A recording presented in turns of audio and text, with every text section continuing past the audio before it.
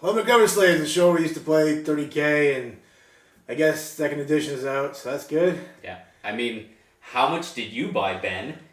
Show me your haul of second edition. You didn't get 4 of those boxes and 6 rhinos and yeah, no, that would have been great content showing and the core rulebook and both Libra books. Surprisingly, I did not. Shit. Well, I also didn't get any of that shit. You got the starter, and I got that. Yeah, I got the starter. I split it. I didn't do the look at my hoard. You already had started anyway. Yeah, I have 2 actually. So it's been, I think, 2 months since we looked at the leaks.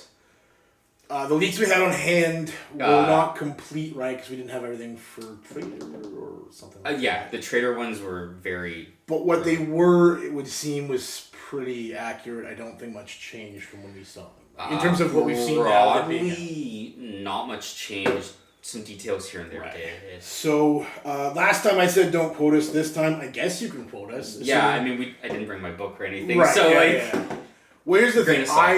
I have no interest, as stated. I haven't played a single game of 2.0. I've only just been kind of keeping up with the news. Yeah. But Clarence has played 2.0, so I guess for anyone watching who is ready to shut us off, maybe you'll keep watching and listen to what Cleary has to say. Yeah, and we have a balanced... I think so. Kind of between the two of us, at least. Well, you know, you're fairly even-minded. I think you're okay with playing either edition mostly. There's probably things to be nostalgic about with the armies in the older edition and the new edition. At least there's things to talk about. Funny side note: I posted photos of this on Crusade and Heresy and got 200 likes. So I think the hype train's still going pretty strong for 30K. Thank you for everyone who liked it. It's not. It wasn't a finished model, I guess is what I'm saying. Yeah. I was more just hey, look, if you want to see what it looks like with a fresh coat of paint on it for primer. Yeah, definitely. It took it well. Anyway, so we're gonna talk about. Why didn't you do the front double las cannon then? It doesn't exist in 1.0. But, I noticed the side note. The new tank is getting a twin las cannon, which sort of goes against the fluff a little bit. Yeah, the Gravis there. The Predator Annihilator. Well, totally does. Mr. Circle did point out that the fluff for the Annihilator Predator came from Space Wolves. Space Wolves jammed it on. Yeah. Exactly. So it's and also using the term Gravis again is not one of the great things about 2.0. I mean, to me, the term sounds a little clunky. I don't really. A little bit. I think it's Latin for big. So yeah, it is a big las cannon. I'll give it that. So are all the Dreadnought weapons. They're big. It makes me think of Grimace from McDonald's, but it's a totally different. These are new Contemptors, kind of. So it fits. Oh, good. It fits, right? the new Predator looks nice. It's just it seems like they're kind of baiting it for 40K as well. That's been my take on a lot of the 30K shit. I think we're just kind of seeing it used in 40K. But enough doomsaying. We'll get into things. Cleary. Why don't we start with reactions, because that was, I guess, what we were most concerned about. So you can tell me if we were over worried or... I'm going to do something no one's done yet. Okay. When they give their reviews of their first and second or third games. And I'm going to say... I can't really say yet. Okay. That's fair. And that's because both me and my my main opponent... We're still learning. We're still learning. We also tend to favor similar armies that have, more elite close combat units, and then backed up by vehicle support. MSU-ish, maybe, because it's more 5-10-man units than 20-man mobs. And also backed up by vehicle support. And vehicles don't get reactions on their main guns for the most part. Melee units don't get to shoot reaction really effectively. So it's basically consisted of us maybe one unit will reaction 4 inches back, right? Or maybe one unit will intercept reaction if it's not pinned. Right. The area I've personally found it the most impactful is the evade reaction, because again we don't have good counter shooting, and that puts me in mind of 40K's the transhuman physiology. They're my unit's getting popped. I know it's going to be bad. You can only wound me on 4s, and evade is, at least how I read it, because they're fucking clunky in their wording, is Ben's shooting at me with his nice 200 like Spartan, right? Yeah. Gets 100 likes from one side, 100 from the other. He hits with both. He wounds with both. I take my cover save. I fail it, and then I can go. I'm gonna evade. Right. After I see the results of my my saving, if I can then choose to do it. Maybe I'm wrong, but the wording on the reactions are really clunky, and nowhere is it more obvious than the Overwatch one, which I'll get to in a second. Right. But like you have a lot of power to just nullify the shots now. Well, just to hold with evade, unless I'm cutting you off. Yeah, I'll make one more point. But to hold with evade was, for me, that was my first bugaboo, obviously, with reactions, because I really liked in 30K where... Well, Jink had issues. Like, Jink had issues when you did it. Yeah. Right? Because sometimes you, like, come in from reserve and get intercepted. and you'd have, like, an extra weird turn. But, using go to ground as an example, a bit like this, you're like, oh, this can be bad. I may as well go to ground. Like, I don't want to run off this objective, or I don't want to die, or, like, this is my Hail Mary chance. I'll do it. And then I've self-pinned myself and whatever. It just seems weird, I guess, to limit evade, because there was no limit on this mechanic in the first edition because it had ups and downs, right? Yeah, I guess Jink as well. You're snap farming. Yeah. So, like, you might be alive, but why? It's limited because it's really strong, but I think it's I a get little... it. Yeah. Is there anything that you've experienced so far that lets you do it more than once? Well, like, yeah, so various things you can do, like, all the bikes and, like, jet bikes and speeders, from what I can see, if you run, you automatically have Shroud.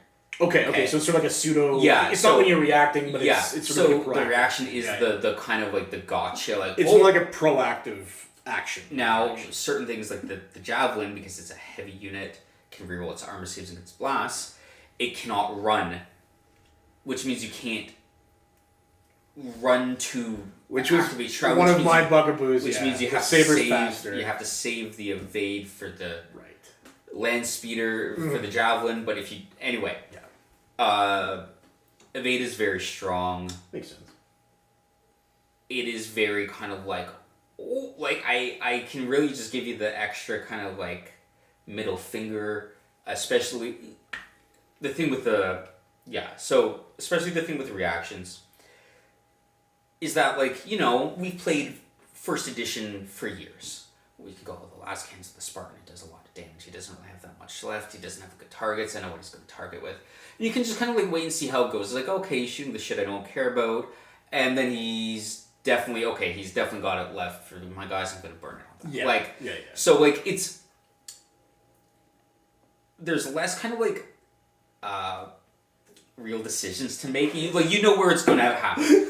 You know where the evade's coming in. Okay, like, or you know where the return. So it's a bit cynical, but maybe that's not the end of the world. So, like, for example, cynical can mean both sides are reading it well. We've both played Iron Warriors. Yeah. You can take a brick of fucking 10 tyrants, and you know, they can get shot up all game. They can get shot up all game. But, like, let's say we're playing and you have 4 of your brand new Predators. You got them early from GW because we are content creators and they're going to give us those. You have your squadron of 4. You're like, I'm going to shoot them with my Gravis las cannons, alright? And you do Jarvis, so. we still have the photos. You do so. Give us some tanks. And then I say, okay, I'm going to return fire with my brick of 20, or my 10 tyrants, and your tanks are going to explode. Oh. And you go, oh, fuck. That's obviously, and in future games you go, that's obviously the unit that's going to return fire me. I have to fucking watch out for that. See, so it's... I don't mind. I get your point, like, learning as you go. No, my point is that it's a very obvious... Cynical, what unit is going to take advantage of the one reaction phase. And I think that's, again, the problem with them in a lot of ways, is some just don't have any downside. Yeah, so... the cynicism is very high when there's no decision, I guess. So, and then kind of going on to my issue with some of the writing, the Overwatch one, obviously a very strong one.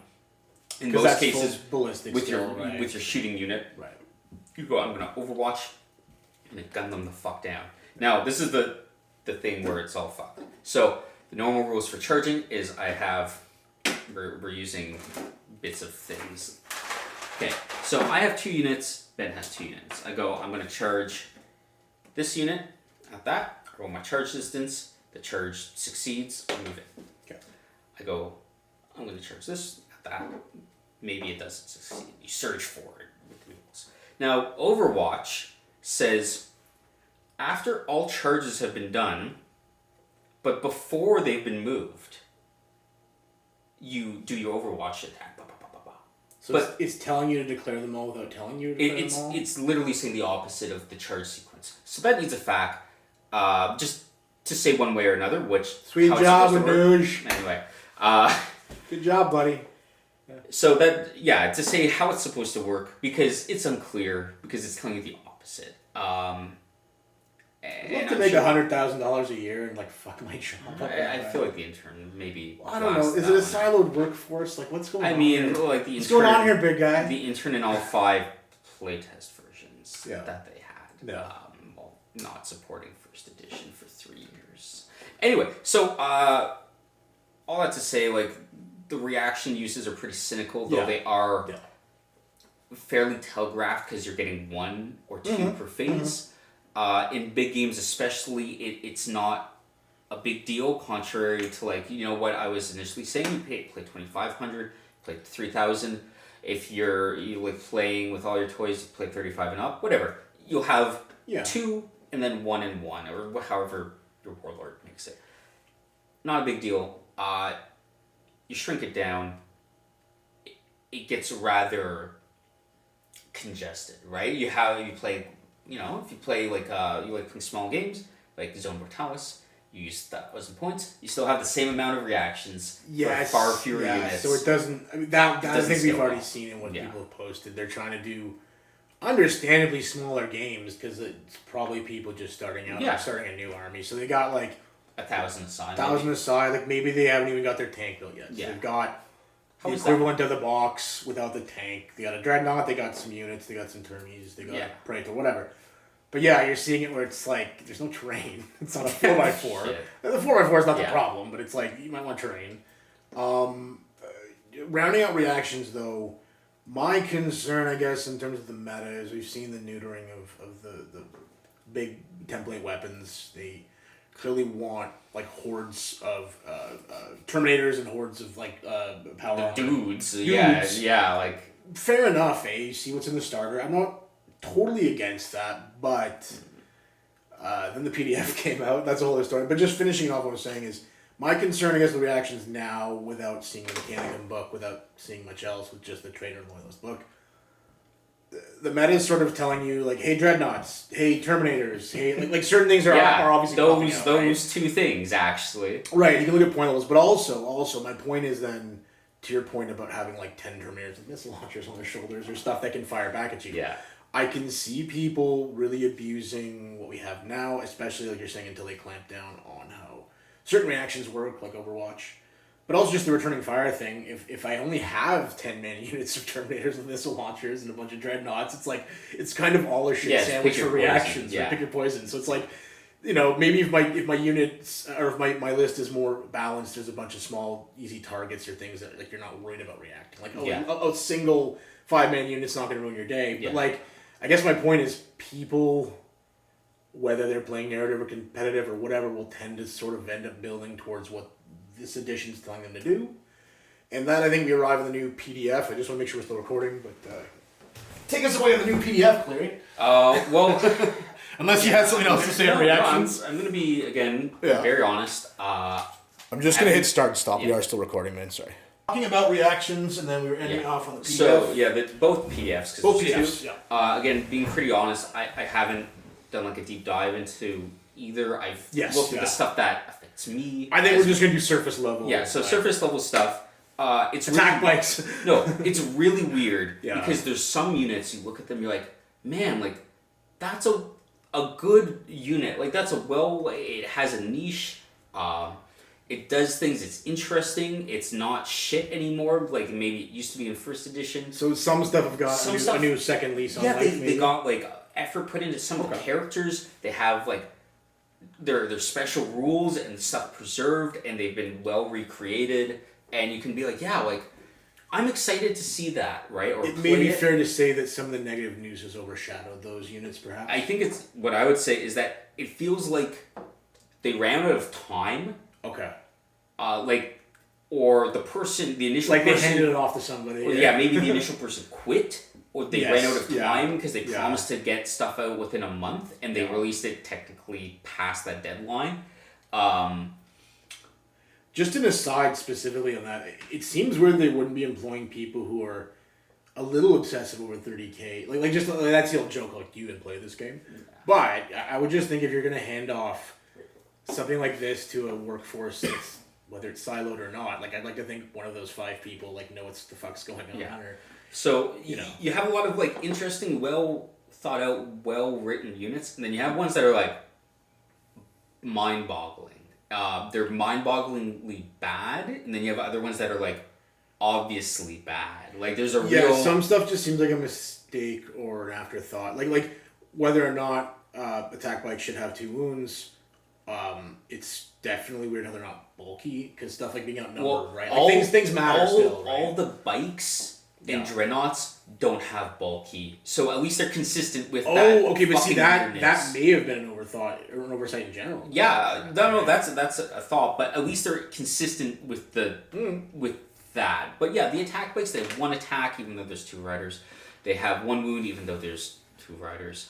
You have the toughness bounce down was consistent, right? Yeah, that was consistent too. You think that was intentional as well? Yeah, I think what I think happened is someone got pissed off. Their power fist couldn't kill a bike riding praetor, and they dropped all the toughness down to.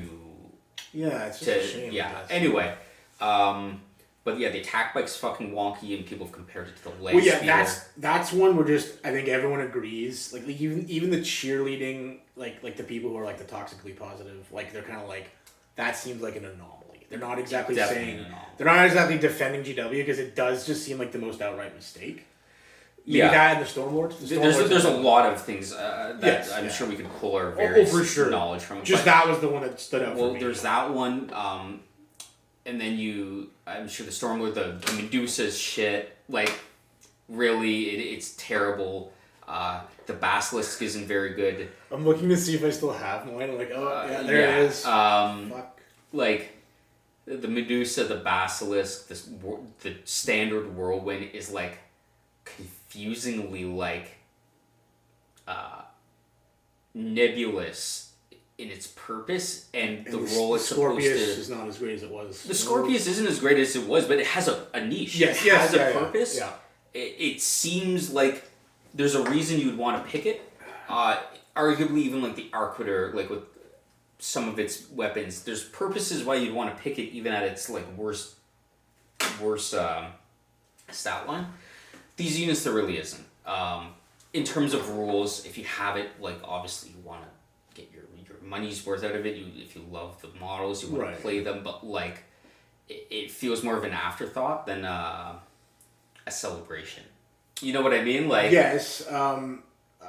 My biggest thing is, I mean, like the trend of what is happening using the bigger tanks as an example, the stuff that would have a big template and generally be somewhere between AP 3 to 2. Like, this was the selling point of these tanks, right? I mean, I sort of, I'm trying to see what they're going for. Like, I'm not trying to be petty. I'm trying to give them some rope. Okay? So take your take. I'll give you mine after. Well, just okay. What was the tank we all loved to hate that had no cover and was like 10? The Typhon. The Typhon. The Typhon was like a necessary evil, I think, in the game. It was an answer for the friend who's maybe taking 800 models, and it's like a game you want to finish in 4 hours. Like, I'm saying it kind of was like a necessary evil. Yeah. And as much as we feared facing it, it just meant it had to die. It felt right. It's like, if that thing gets a shot off, I'm not going to be in a good position. Now it's kind of a joke. Like, they're all kind of just like, oh, whatever.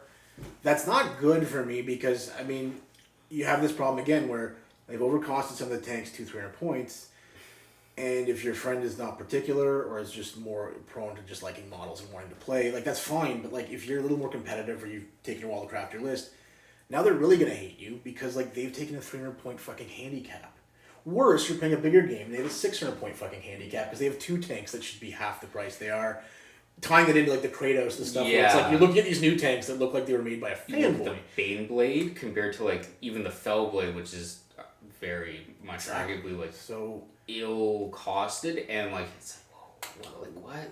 We have a mutual friend who was painting up Solar Auxilia, and it's like from talking to him, it's like that PDF didn't hit well. Yeah, it's like, there's no book yet, but you're seeing where the things are going, right? And you're like, there's things like the Macarius, the Malkador tanks. You're like, what? Like, there's like I think one of the Macarius and Malkadors, right? It had like a top battle cannon. Yeah. It's like a 24-inch gun now, and you're like, wait a second, like I know what the battle cannon's supposed to do, like you're not fooling me, like. Yeah, I just don't get it. I get they wanted power armor to feel like power armor because it's a bit like the 8th ed problem of like if everything's -1, nothing's power armor, but like they can't see the forest of the trees. Well, they could have made cover better in second edition as opposed to like everything's 3+ cover now or whatever, right? But they, leave it up to the player. But so going back to your example of the Typhon, so back in the venerable days of 5th edition, 30K was written during that time. It came out 2 months after 6th. It was definitely written during 5th. Definitely adapted for 6th. Both editions had rules for shooting blast and barrage. Barrage could not go through the top floors of ruins. It hit the floor it landed over. It couldn't be shot from underneath. Yeah, you could actually balance the game. Blast had to pick a floor of a ruin to shoot at, and if it missed, if it scattered off of that, the shot evaporated. Yeah. So that Typhon, while it did lay the smackdown on anything that like dared face it on the ground, if you spread out through the level, the Typhon could kill like 4 Marines a shot. And things like the barrage, like the limited 0 to 1 Legion artillery squad, you could take 3 Medusas, but like the Medusas could only kill what was on top of the ruins. It couldn't kill anything underneath it. And that was the design philosophy behind them. And then 7th edition rolled around, and it just took those pages. I think there was like 3 or 4 of them. It just kind of ripped them right out of the book. Right out. And maybe lit them on fire for good measure. And that's what we've been playing for like the past 8 years, and none of these things were designed around that. I don't know how you balance a game without starting with the terrain. Or rebalanced around 7th edition's rules. And I guess what I'm really trying to say is like the blast and barrage bombs, like facing EP3 or 3+ armor, weren't exactly problems initially. And with their choice, instead of going back to that terrain and reintroducing like harsh night fight like they did do the night fight, they actually just destroyed all the blast weapons. One mechanic for 1.0, they did a lot, I think too much, with blast weapons was, you saw this was Grav with like, just leave the template. It's always easier said than done. You might need the fucking template, but that's a different point. It was fine. But then what I was going to finish with, then you got to like Creeping Fire and 12 little templates. But then what I mean is like that on top of like, you would need like 64 3-inch blasts for a 5 or 6 turn game. Yeah. Because they expect you to leave these things down, and it's like, who's writing this? Like, this isn't, you can't play this way. Yeah, so I was gonna it's say so impractical, right? I was gonna say that the Grav thing was fine because it lasted a turn. Usually you'd have like maybe a couple shots, like don't get me wrong. Leaving like or having to own 1 extra template because you have a Grav is so different than having to buy like 64. Yeah, and the phosphate got ridiculous. And honestly, fuck yeah. But yeah, they really... We get their point. Like, they want the fire to remain, but it's not a really practical mechanic. Like, I get it, but I don't. Yeah. So, bring this way back around a second. Yeah. They changed all the blast weapons because they didn't like the squads getting removed wholesale by, like, area of effect stuff. And they had a better solution, in my opinion. And that didn't lead to many people's models being trivialized. I will go back to the PDF is not a good sign. I guess there's multiples. I mean specifically the legacy PDF. Both of them have issues. It doesn't bode well for Mechanica. What I thought would change with 2nd edition, like I'm not talking about the leaks, I'm talking about way before those. What I thought would change was them kind of fixing monstrous creatures and flying monstrous creatures. Only in that those are kind of the bugaboos of 40K, but an FMC is a bigger problem. But let's just start with MC. It was like 360 vision, like perfectly combat capable till its last wound. Like all these things Yeah. were like, it could have just been very often like either a vehicle, dreadnought. Dreadnoughts work fine, in my opinion.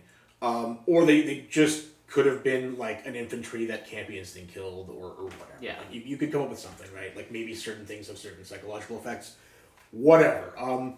The flying FMCs were like a whole other cluster of what the fuck. We might have cut off, battery died. I was saying... Shouldn't you have charged your battery, as that one astute commenter noted? I did. On our last... There are many more at 100%. So, yeah, I was just saying I thought what they would fix if they're going to do 2.0 Heresy, again, before the leaks, was just get rid of the monstrous creature stuff, because that was the only thing I felt stood out. And you didn't see it until you played like Demons of the Ruinstorm. And Mechanicum. Mechanicum was the only place it popped up. And again, like, he woke up tomorrow and the Thanatar was just like a really well armored dreadnought with a lot of hull points. It's like, literally save. Like it wouldn't be any different. It's literally made of armor. The only benefit I could see is they could have stuff again with like the whether it has a leader with it, if it can get pinned, whether it can get like, or just you could be suppressed in any way or not. Like you can play with those things. But anyway, we got what we got, and now dreadnoughts are very good, and other things. Where do you want to take it now, Cleary? I mean, sorry. Okay. Dreadnoughts are good. I was just kind of spitballing here. I was trying to get off the top. Dreadnoughts are really good. They are very good. We talked about reaction. We talked about the PDFs. I guess it's sort of like, where are we now? PS Blast. We've mentioned Blast. Blast are the big. They got Blast. Some sad Vindicator owners. I didn't make that point on the thing. Last point. For the Blasts, I feel like someone in testing lost 5 Terminators to a Vindicator, and someone who's always hated that in GW went like, "Hey, let's make this a thing." It just feels very odd. It feels like there's a stage in play testing where they got to the Blast. They're like, okay, you know what, like. The 2 wounds don't matter. We're going to give them EP3 or maybe EP4. We'll give them like a rating on a 6 or something like that so they can maybe pierce the 2+ armor. And we'll like, we'll screw around. We have it at this point. They're at small blasts. We're like worried because, everyone's playing the power armor. Everyone's using the new boxes with their power armor stuff. It's still pretty okay against power armor. Maybe it can cause its purposes for pinning, blah, blah, blah. Maybe not. And then... I don't know, as a astute genius that I am, or very astute. Whatever, I looked at the units for a second. I'm like, holy shit, I'm fucking Terminators. Cataphractic stayed the same points with the weapons. They got 2 wounds though, so they doubled their survivability. They get to reroll their saves against blasts. So they actually, I don't know, what is 97% chance to pass the save, and then if you don't instant death them, they have an extra wound. It's like, holy shit, they're like invincible.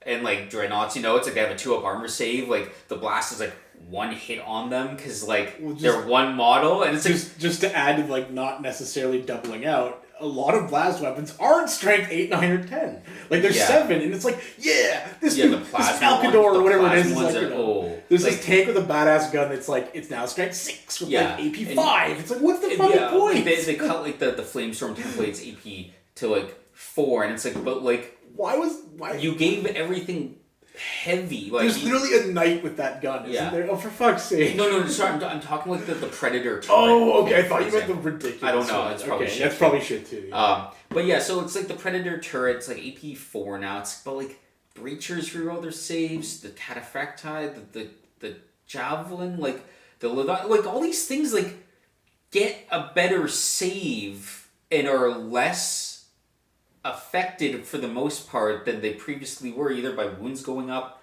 or like single model entities. And it's like, wait, like, but if everything got more wounds and got to reroll their saves, like, why is like the strength not cranked on the blast weapons to be like, okay, like you have really good armor, but if you save it, you die. Like, why did the blast get smaller? On top of that, a lot of things just don't quite add up with the final thing. Again, the playtest version is like, okay, well, maybe they'll change it, they'll tweak it to make it match their various stages. They didn't. Again, for the most part. So like that is some very odd end results. I'm just not super enthused about anything other than the models. Psychic phase, very cool. That's fine, but no, it's good. Yeah. Objectively a good change. Yeah. But it's also fair to say you could have played 30K and never encountered it.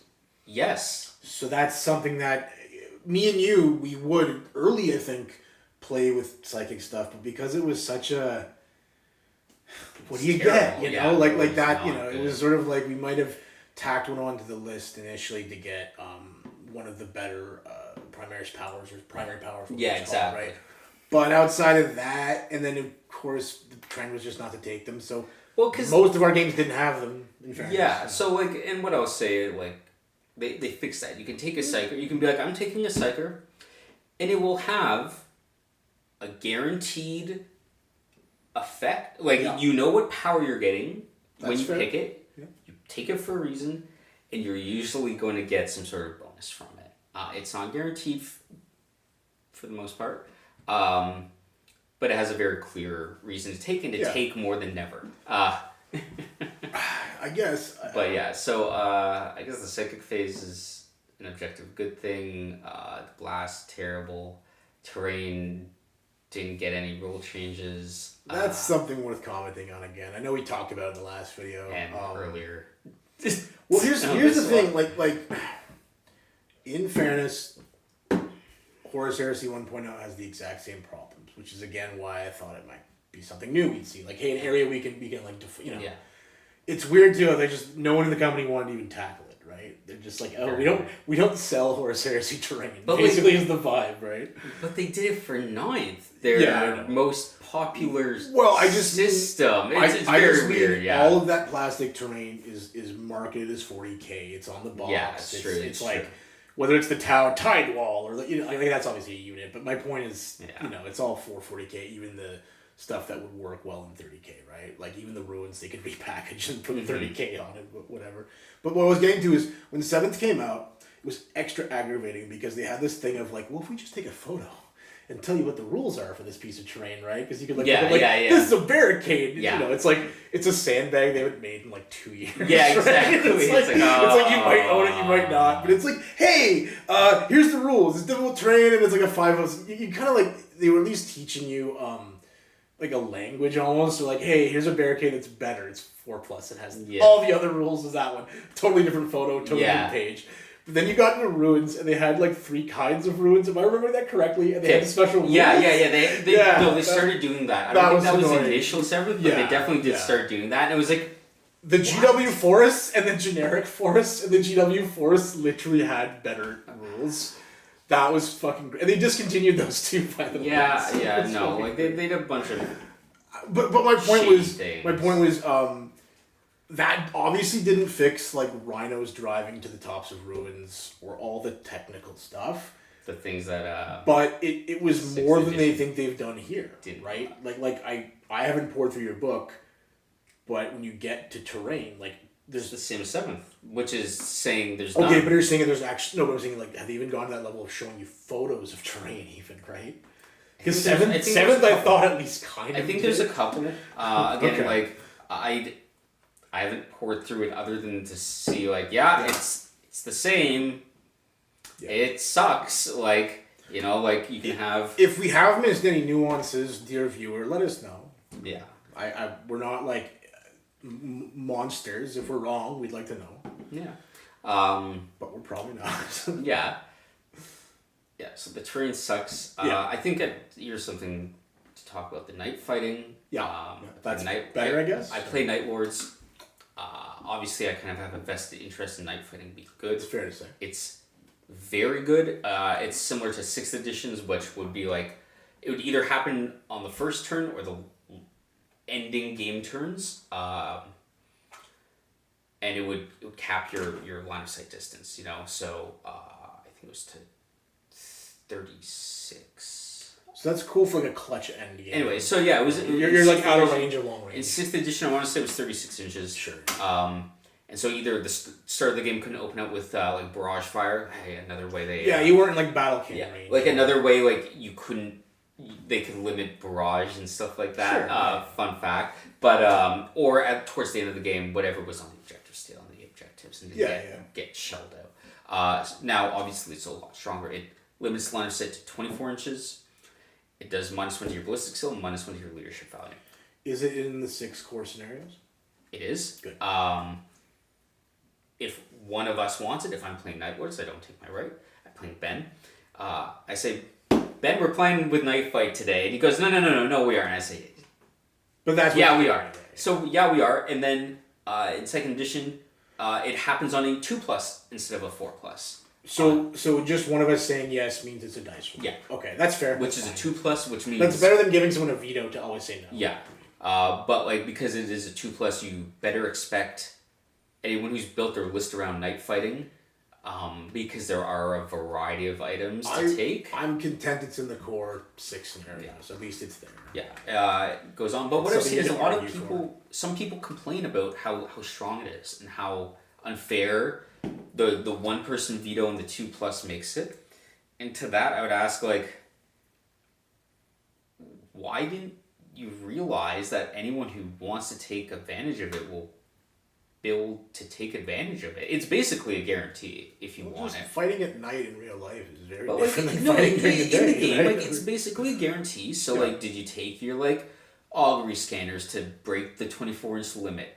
If you don't like the leadership debuff because the Night Lords are mean to you, do you take the Nuncio Vox? Did you pay for the searchlights on your vehicles? Do you have actual, like, quality shooting units that would take advantage of that? Or would it not matter anyways? Like, all these things really kind of goes back to list building. But, like, do be aware in your first couple of games against Night Fight, if you haven't played already, or you haven't tried using it, it's pretty much non-optional, and it's very punishing. And I think also, to your point about a lot of people were playing, or at least posting their games with pretty bare bones boards with not a lot of terrain on them. At least it's sort of a check against that, because you could be on Planet Bowling Ball, and cutting your range in half is still changing things, right? Whether it's the top or the end. I'm gonna lead and use that as a segue. Like, yeah, let me just double check the stop recording. Sure. Just because I'm paranoid. Yeah. But yeah, we're moving on to terrain, I guess. So, yeah, like, terrain quantity. Yeah, terrain density, quantity, vis-a-vis. Everyone's very excited for their newest game, their newest multi-$1,000 purchases. And they're bringing over their terrible 40k habits with them. Well, yeah, kind of. In terms of the game board. So, everyone's very excited. They've assembled their models, or maybe taken them out of their storage bins. They put them on the terrain, on their tables. Their tables often look like what you can see here. It's sparse. And I'm sure I'm going to get a lot of shit for, like, being mean about that. Like, if you can spend thousands of dollars on your 6 boxes of Age of Darkness, you can spend lots of money. Like, the terrain is really important. It is. And this is, like, unlike 40k where it's like, yeah, like, the game is retarded, like, it's, we're not gonna get money now, from this video, but, like, no one's gonna buy our t-shirts. The game is, like, the firepower is outrageous, like, you should know better, like, you lost on deployment because you deployed it with bad terrain, you lose instantly. Unlike all of that, there's a part in the rules, before the missions. The terrain density. And it says battles in the Age of Darkness, or something to that effect. And it says, to ensure a good game where neither combat or shooting is too advantageous, you should have 25 to 33% of your board be terrain. And it recommends big honking 12 by 12 inch things and a variety of 6 by 6, and then scatter terrain on top of that. And to go even further than that, to expand on that, like, a lot of that should be solid line of sight blocking pieces, like this, if it was a what we say is terrains that don't have keyholes. So there's not a magic hole here, and there for windows that all of a sudden nullify the use of the terrain. Yeah, so to us, in our limited wisdom? In our wisdom, and as you might imagine by the name of the channel, we like to use terrain a lot. We do. The point, if it isn't always to provide cover, especially now that cover kind of got, like, neutered. It's to block firing lanes. it's to block movement. So you can't just drive straight with your Spartan. You can't just go like, brrrt. You'd actually have to go around and get a good firing angle before you can start shooting. It's to break up the battlefield into kind of its own organic sections. Difficult terrain is there to kind of slow down these melee armies, these space wolves that can kind of pound down the field at you, the world eaters, the stuff that doesn't really care about shooting. And so is like, again, going back to the impassable terrain, like they can't just go straight. They have to spend more inches going around and sometimes over. And like all this coalesces in a game that is more tactical and like obviously less destructive than these tables that have like I could like put the Coke cans down or whatever we're using. Yeah. We could have like that, and it's like and it's like, oh man, like I'm gonna get a 6-up cover save or a 5-up cover save, whatever the no matter what you do, yeah. But like everyone can see each other and just basically drive straight. And like that's in the rules. It's the rules for a reason, and it's because like the game functions better. It's a different experience, and it's just like to be again kind of shitty. It's not playing that way is not playing the game. You're playing like again Planet Bowling Ball, Planet like Firing Lane. You just take your like your. It would be like playing Pac-Man, but the ghosts can go through the walls of the maze. There's not much point. You're not really playing anything. Yeah. Good example too, because we're using this big box. Even if this was the only terrain piece, ignore the other stuff, on this entire fucking board, if this was the only terrain piece, and we were playing on a 4x4 for whatever reason, that would still drastically affect the balance of the game. Yeah. We would both likely close in and use it to move without getting shot, and then it's a question of do you move left or right, or where do your reinforcements come in? Where are the objectives? Absolutely, but of stuff. Without that, like we do understand how people get cynical about who goes first. And gunline armies, we can understand. Absolutely. Same thing in Adeptus Titanicus. You know, people say the long range stuff, like it's a long range game. That's what the game is. It's like, well, like it is until it isn't, right? Yes, yeah. Right, like why? Of course, I understand. You just have all of your Spartans or Predators or Kratos lined up. Heavy support squads. They're there. They always have a good firing position. Maybe even have ruins on the edge in the traditional gaming store format. They have the firing arcs. They got the line of sight. You're always going to take that. Like really, like maybe you have like a screening unit to be really advantageous with your 9th edition, 8th edition knowledge. You know you can screen your gun line to make it extra frustrating. And of course you do that. Because you can just shoot like non-stop. Absolutely. Same thing in AT. You just take the guns that start from far away, and if you don't have anything that makes you move, you won't. AT is not a good example because the difference between being basically 50% obscured and 99% obscured are the exact same thing. So, like, I'm not saying you necessarily want a progressive scale for how much you're in cover because that has other problems. But going back to the whole point of 100% line of sight blocking, just as meaningful in that game as it is in 30K. Because also just in terms of not having an argument, if you can both look at the board, you can use those nice line laser pointers and just go, okay, I can't see, and then you can use those for armor facings too for any any new players that like they've heard the horror stories of determining vehicle arc. Yeah. It's like no, you take your laser pointer, you do it down, you do the line, you can see the line. It's easy peasy. There's no argument, and you go, oh, looks like they're not in the arc. It's funny too because I think we made the connection to line of sight a long time ago for way back in 5th Ed, but like best edition. Even the tournaments 7th into 8th into 9th, like. Eventually, ITC started to realize for when they started that stupid rule where you had to pretend the bottom floors were solid. That was more just like, hey, we didn't have the time to modify the terrain, whatever. Yeah. And I believe they kind of went back, or at least on their new kits that they sold, like they didn't have windows, right? Like eventually they physically modified the terrain, and it makes for better boards, like even for 8th in the sense of like if you're not melting through them. We're on 9th now. 9th, yeah. If you're not melting through them, if they are providing what they should, which is like solid line of sight blocking at the ground level. What's hilarious is that, you know, it's a reason to get higher. We preach a lot of house rules, right? You know, in our videos, we no melting through walls for like anything. You have to go through the door, lots of line of sight blocking, break up the flow of the battle kind of thing, or destructible wrecks is a big one. Destructible wrecks, but the point I'm getting at is 9th edition 40k, and on their tournament boards, basically replicate all those things we say. They have a very solid amount of line of sight blocking terrain. Yeah. Most unit types cannot go through walls, and you have to kind of like set up your firing lanes. You have to get to them. You have to maneuver around the terrain.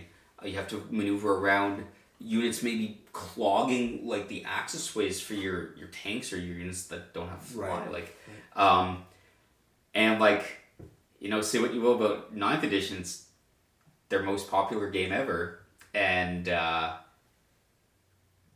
terrain rules are basically being used for it. So we're not kind of talking out of our ass too much, right? I think it's not like to sort of not give ourselves too much a pat on the back. I think it's just more we realize that the more a game can just simulate real world physics, interactions, causality, trade-offs, all these things, like you kind of just bring it in with you. If you can simulate a shotgun in a first person shooter perfectly, like someone who's used a shotgun can go, oh, okay, like, you know, I'd use this, right? Same with a lot of physics. There's games like Sea of Thieves. It's a very arcadey game. It's also really not, because it's like 100% wind and physics based. So it's sort of, it looks on the outset simple, but there's a lot going on under the hood. And I think that's our point, is like we could balance point costs till the cows come home, or like how units work. But if you don't figure out how terrain works and the physics engine and the pathing and all these things, if it's different from every game you play with every person, like you're just starting from, you know, scratch every time, right? And at the very least, you can't have a table that looks like this. No. Because it just don't work. It don't work for how the units were designed. No, and even a little bit of line of sight goes a long way. Like, we've all been stuck behind a box truck on a road, and like it doesn't block your vision until you get within 3 feet. Then you realize like you can't see anything. Like if you were under fire, a box truck, if you're 2 meters from it, is actually fucking great cover. Like nothing can see you. If you can model your terrain the same way, where like, if you can rationalize that something the size of a rhino is a good starting point, like those shipping crates, that wasn't an accident. That was the most brilliant thing they've ever done, because it was cheap, good LOS blocking terrain. They still fucked up that you could build them see through the other way, but whatever. That's a good example of sort of teaching people the consequences of how they build terrain. And to give GW a bit of rope, like, I get it. It's very hard to write rules for terrain you can build in like any dimension. But you kind of have to give people a little bit of credit too. Like, they can figure out where the roof ends. You know, like for not, to your point, like hiding from barrage. There's stuff we can figure out on our own pretty simply. Multiple floor combat could be pretty simple if you wanted it to be. But you have to start there. That's another thing I saw recently, is questions about like, what if you have like a ruin, like a top level, okay? Like, and they've occupied the space and can't put the model there. Yeah, exactly. Can I charge? And like, you know, they're looking through things about like vertical coherency, blah blah blah. It's like, well, the answer is like, no. The answer is no, simply out of a physics reality. Well, yeah, like it's like I want to be where my other person's tank is. Well, you can't. His tank is there. Like, yeah. Now it's pretty rare, especially with GW ruins. But like, you know, like a smart player can barricade, make themselves unassaultable. And like, does that mean they can't be shot? No. Well, I remember in the past when we had people who were less wanting to initially play with some of our house rules, and in fairness, just so they can like get their heads around just playing, right? That was how they figured it out. Like, oh, maybe I do want to allow assaults between levels, because we would do shit like, well, you can't assault me. There's nowhere to place it. Like, we were the ones suggesting to you making a rule that would allow that, but you didn't want to. And I mean, we're not being pedantic dicks. That was also back in the time, though. You know, there's a reason for it. That was back in the time when disallowed rune climbing was like, you know, only infantry could go up levels. Monstrous creatures couldn't. Right. Yeah. Bikes couldn't. Cavalry couldn't. Beast could, but like, so like a bunch of unit types couldn't go up the roads. Yeah. So the phenomena of not being able to be charged by something wasn't like unique. Right. Yeah. It was like, oh, like no, this is just like an expansion on being safe by climbing up. They also got smarter, I think, in later editions where they started realizing stuff like maybe we don't always have to make it measuring from base because, like, for example, the really tall units like Wraith Knight stuff. Like, okay, and I agree. Like, we never wanted to disallow those things, but again, mechanically, like, if it can't fight, it can't, or whatever. But one thing I'm noticing people in pouring into the new 2.0 rules, and I don't think it's something that's that different from 1.0, they're noticing that, like, combats fought, I guess, at parity or, like, initiative.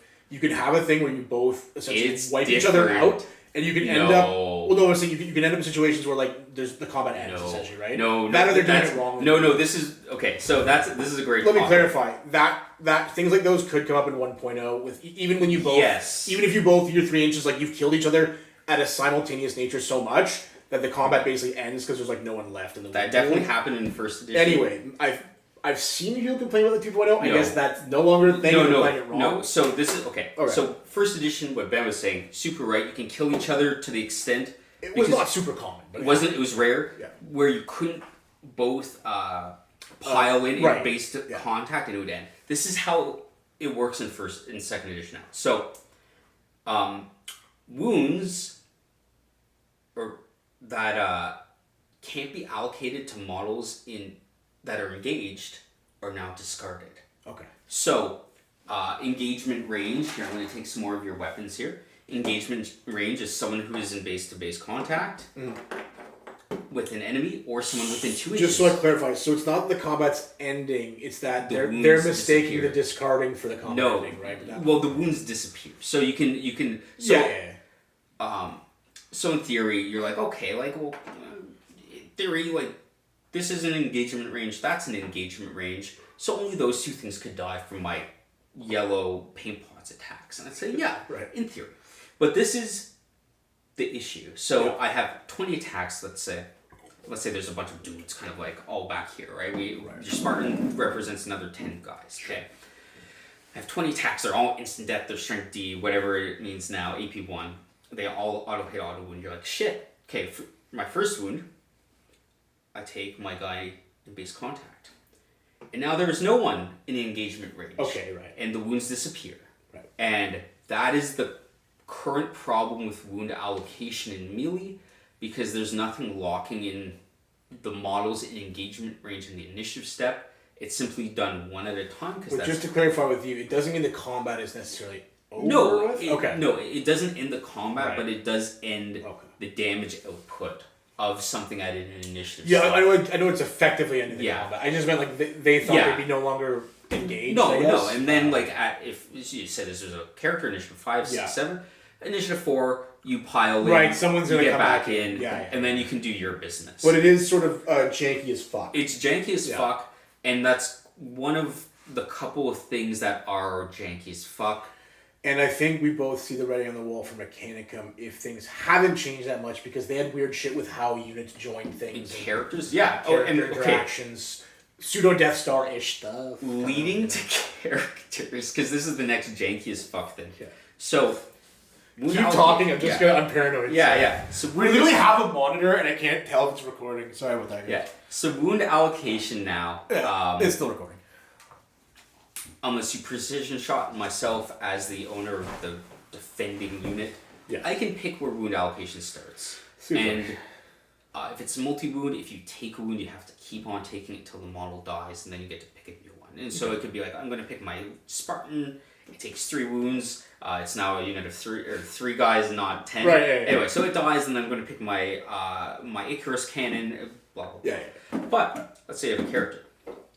Say this unit, 2 wound stuff, it's an elite unit. Yeah. You have your character. Yeah. The rules for characters, not independent characters, any character, is that you can always choose not to allocate to them, contrary to any effect or rule, very overly broad, and ignoring how it actually breaks sniper, precision shot, or challenges. But ignoring that, you can always choose not to allocate to them. So if I have 2 wounds on this guy, I can go, I'm going to say one at a time. First one, second one, third one, fourth one. Oh, I failed. I'm going to allocate on someone else now because I can always choose to break that. And you're like, fuck, that's kind of annoying. But like maybe, okay. Most characters, they have 3 wounds. Maybe you don't want to risk it too much.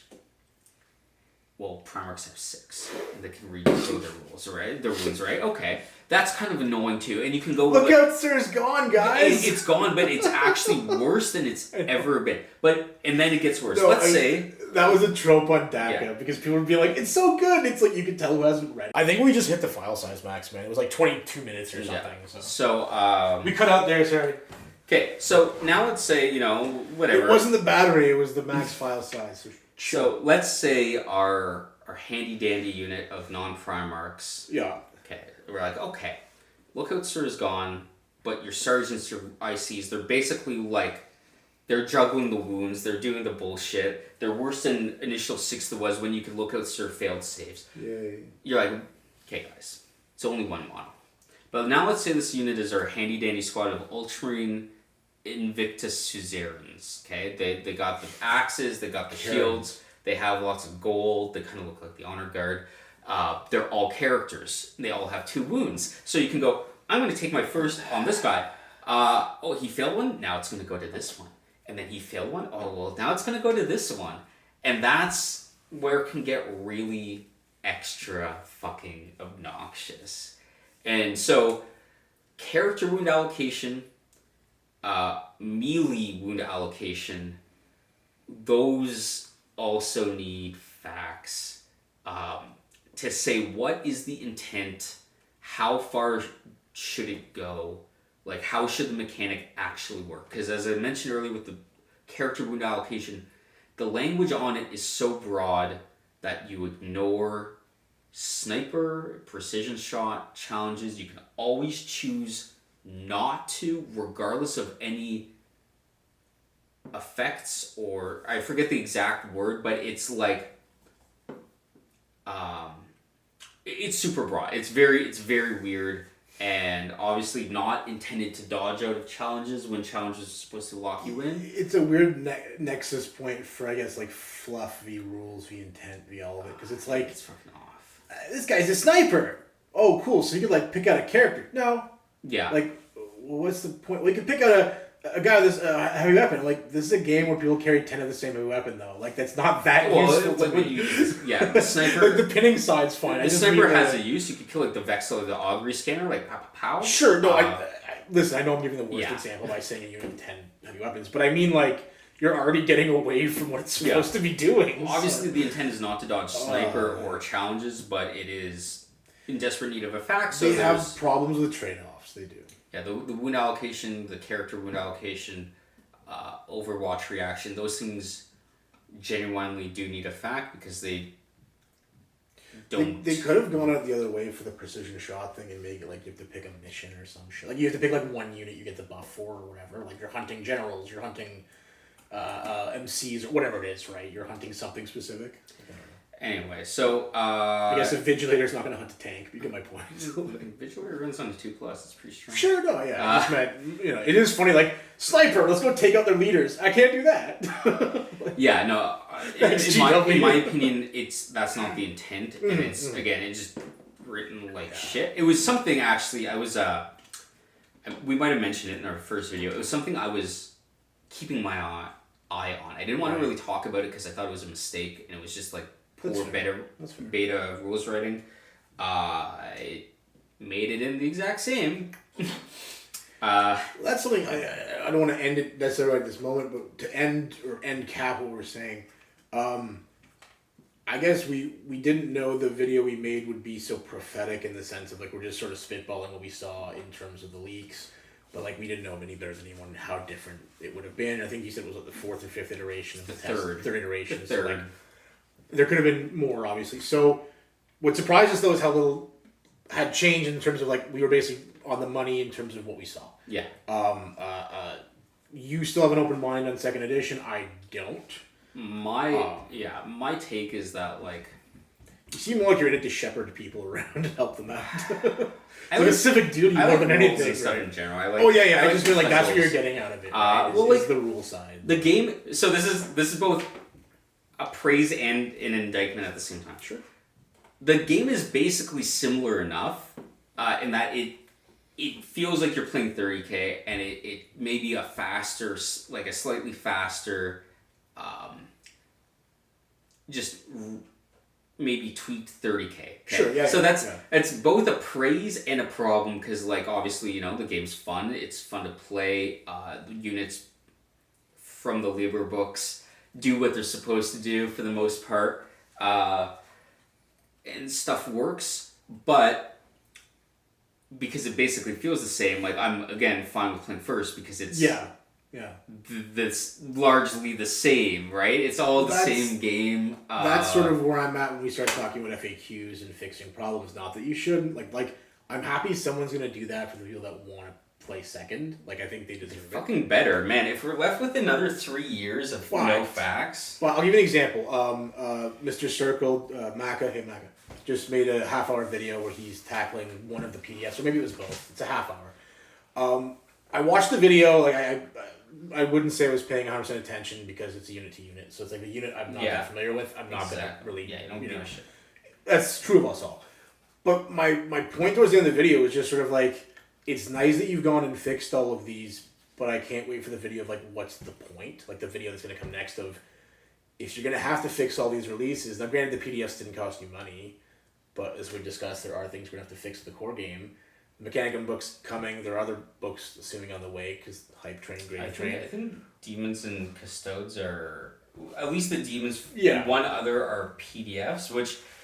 that doesn't bode well very like not after the recent two, like but just to tie my point off is like, again, to beat a dead horse about playing 1.0, these are all things I don't have to contend with if me and you have a game of 1.0, or me with anyone, right? There will be things you have to contend with. We haven't played in a while. Let's talk about train rules, house rules. Like 1.0 is not perfect. If I wanted to play Scars, we'd have to fix that all because they never backed it either. All I'm saying is, holy shit. Although 1.0 is not perfect, I feel like we'd be playing faster because 2.0 is a nightmare. We'd have to fix it, right? I know you and Matt aren't jumping at the bit to fix everything because you're still trying to like find the problems or contend with them. Plus, learn the actual faction rules. Right? Yeah, exactly. And that's 2 for 2, like learning the core shit that made mistakes and then the stuff piled on top. Yeah. But again, I'll come back to like, even if the attitude is play 1.0 for now and then see where 2.0 goes, maybe it'll be way better in 6 months with an FAQ and with a reassessment of the meta per se, where they're going. The sad thing is I was hoping that would have been the the vibe during the playtest thing. It's like, okay, we'll play 1.0. They're going to fix the problems for the release. They've had 5 playtest versions. It's obvious that it's been in development for years because there's been no updates to the 30K FAQ and balance for years. And so anyway, that was my mindset. Like whatever, like I'll play first, have fun. Like they're issues with second are obvious.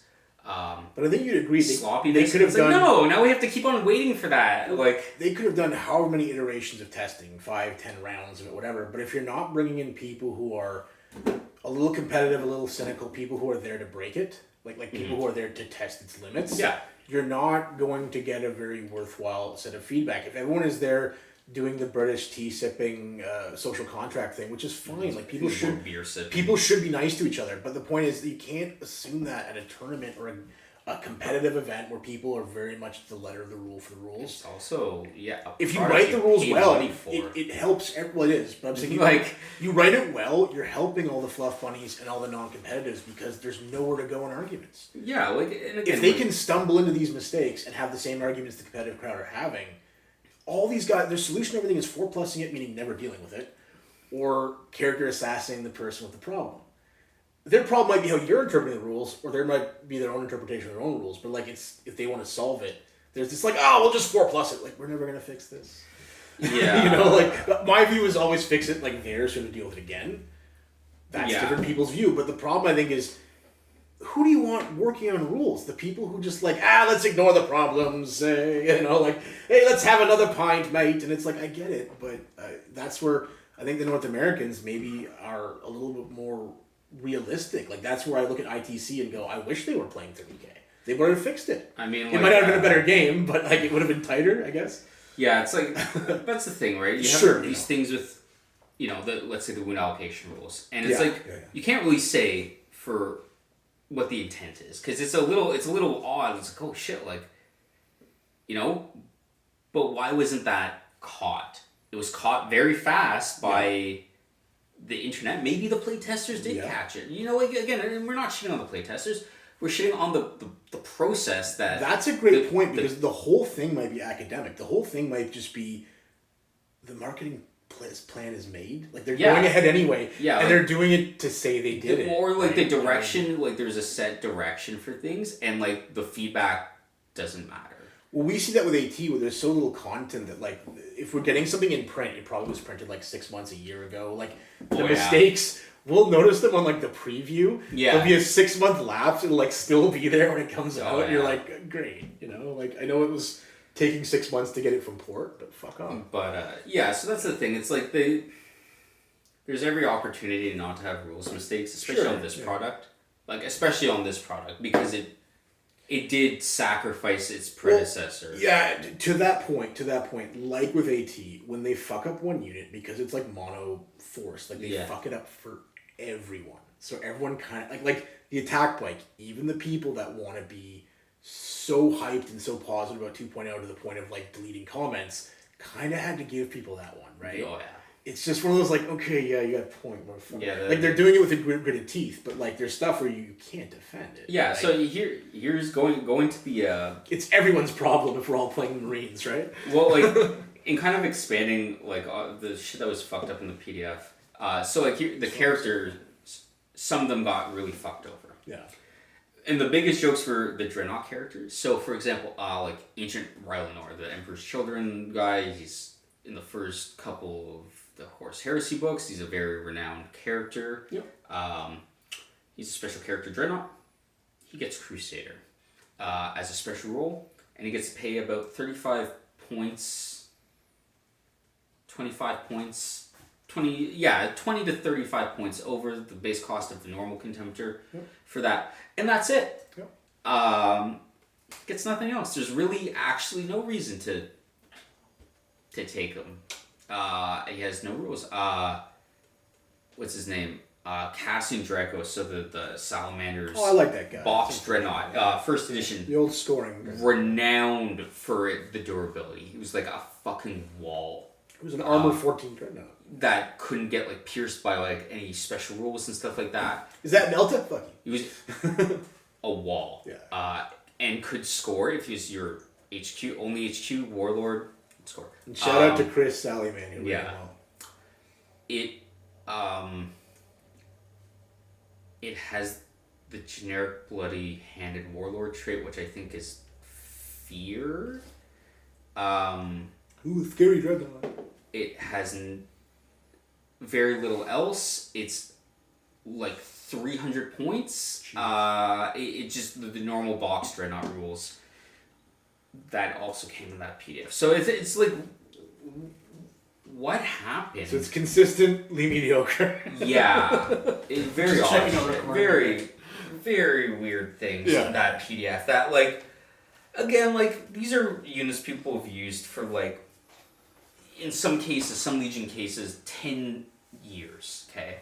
I have Sons of Horus box dreads that I was rather fond of. The box dreads themselves are alright, but, like, the characters... Here's another good example. Emperor's Children players... A lot of weapon options. Emperor's Children players, they've had a rough time of it in first edition. Their saving grace has been really nice models. And the Palatine Blades could... pretty sure always take jump packs on their unit. Maybe not always. Maybe I'm wrong on that. But they've had at least a number of years of being able to take jump packs. Right. Obviously, that got deleted in the Liber book, so they could take jump packs. And then the PDF comes out, and people might have been scrolling through. They say, oh, the Reaver attack squads that also lost that option, they gained it as a new... Reaver, whatever, Sons of Horus unit type. Right, yeah. And the Palatine Blade still didn't. And it's like, oh, come on! Like, what's going on here? You'll have, like, special characters without models, like all the other ones in that book, just still never got rules. So our friend Aaron, who has word bearers, and I painted up a very nice whole Beloth, or however you pronounce the name, for him a few years ago. You don't have no rules now. Sorry, Aaron, if this is how you're finding out about it. And the guy's just a dude. So yes, even stuff that didn't make the transition to the paid for books still got cut from the PDF. Like, what's the point of that? And again, I think this goes back to my initial suspicion. They just ran out of time. Yep. Like, maybe the initial guy quit, or he got promoted, or he moved on. And the person their last, maybe it was just taking too long. They outsourced it to someone who would get it done faster, and they some shit slipped through the cracks, and so did half the units, apparently. I don't have an answer. I think to round it out, I think the PDFs, plural, were not a good sign. No. That's easy for me to say as the doom and gloom negative Nancy that I am, but I will point out stuff like Stormlords with a capacity of 10 and just shit, a lot of stuff. Yeah, it doesn't fill me with confidence. Well, like... I get that they just want to sell models, but there's a real lack of respect on the IP side where the IP matters, like the stuff we want to learn and commit to memory, not just steal. My point being, like, for a company that's trying to position itself to be Pixar or Marvel in the next 5 or 10 years, you're not. Like, they give a shit. They may be OCD in a different way in terms of their politics, but they still care about their characters and knowing all their little eccentricities. And you have a whole fan base that is so obsessed, they will notice. You have to know they will notice.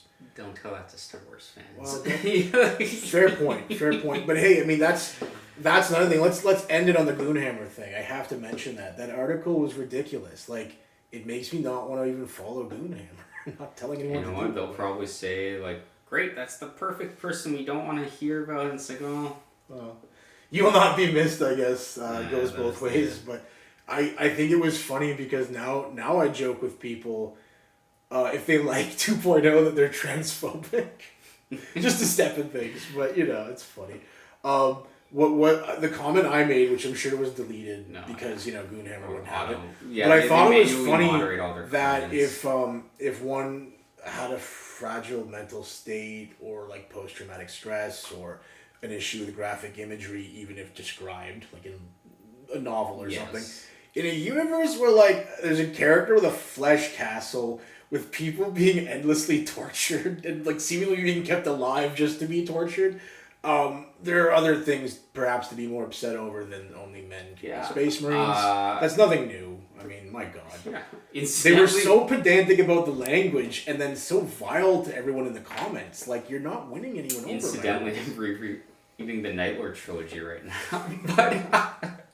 But, so yeah, definitely the next article is going to be telling you the Night Haunter was trans or some garbage. I don't fucking know. Anyway, not to get all political, I just thought that was like the weirdest thing about the 2.0 release. I thought Goonhammer would be gushing over it, and they're like writing letters to GW to like get the social justice stuff. Not even about the rules that are fucked up. Like, fix the rules. Like, or at least talk about rules. But anyway. So yeah, I'm not very much subscribed to Goonhammer anymore. I mean, they can't really talk about rules because, like, they had no 30K content. You know, they had one article every few months. What bothered me and other people was how vile they were being to people in the comments. There was like really fair comments that were not hot takes. They were like neutral. Like, people were being very polite, is my point. Yeah. And it was still like, well, that's not agreeing with my politics 100%. Delete. Obviously, yeah. Make your own site. You know, blah, blah, for blah. people that preach being accepting, they're very quick to say who's in the out group and who's in the in group. So they're very obsessed with gatekeeping, I guess. Anyway, that's a tangent for different things. We're going to make more 30K videos. We may even try to do a battle report at some point with 2.0. I don't really want to play, but I'll certainly shoot one. I mean, wow, that's progress, guys. That's progress, I guess. You should have heard him a couple months ago. But I won't pretend to be interested the whole time. Yeah. Anyway, thanks for watching. Yeah. I don't know. Any other final comments, Cleary? I really hope there's a FAQ that not only addresses my core rules issues, it addresses the PDFs that a lot of people had problems with. And There there may be a conflict of interest in selling new models. Definitely, there's definitely like I'm not even conflict, saying that to be like GW. No. I just no, feel like it's like the, really the that's the Kratos. plan. The Kratos literally overshadows all the larger tanks in that in the piece. Is it true? Like, it's obvious. Is it true it can't take the Dozer Blade when it has it? Is that no, correct? the Spartan definitely can't take it. No, I know, but I mean the Kratos. I don't know the Kratos. I haven't really looked at. I could be wrong, but I thought someone told me they looked through like it's literally not in the options, and I'm like, it's the coolest part of the fucking model. I hate the Dozer Blade, but either no, way, I just mean like it's funny if it literally can't take it, and it like adds 2 inches to the fucking model length. Remember, but hey, they never fixed that part of the rules. It's part of the model. That's a whole other. Anyway, but thank you for watching.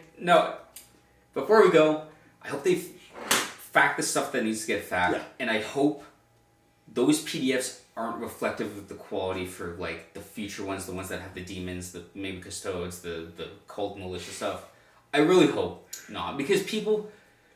It's an expensive fucking hobby, especially the 30K side of things. They've invested so much money over the years, and just like the sinking feeling you see and go like, oh, like guess it's the Marine show, like, or guess like my models weren't on the approved list, so I get to buy more. If I could whisper in your ear, I want you to look over at that stack of black books and maybe red books you have, and maybe think back on those good times and thinking, why do they need to end? I know not everyone has opponents easily to come by, but some of you do.